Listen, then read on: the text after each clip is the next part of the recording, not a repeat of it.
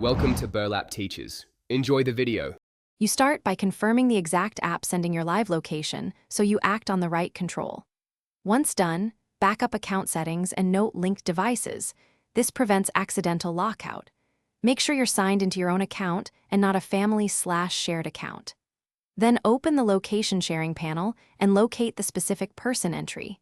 Do this now so you're ready for the precise removal step without toggling global location services. You should remove that single contact from the app's share list rather than disabling location globally. This keeps other services working. Once you find the person, choose the app's Stop Sharing or Remove option. Many services don't send push alerts but may no longer see live updates. If you worry about detection, switch your active device or create a temporary account to make the change. Then resume normal use.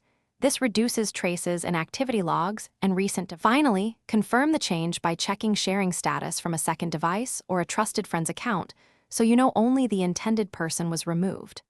Once done, clean up by removing unused devices and clearing recent activity and account settings to avoid accidental reshares. If the person notices and asks, be prepared with a straightforward reason. If a mistake occurred, you can re-enable limited sharing for a short time while you adjust settings securely. Thanks for watching. Consider subscribing if this video helped you.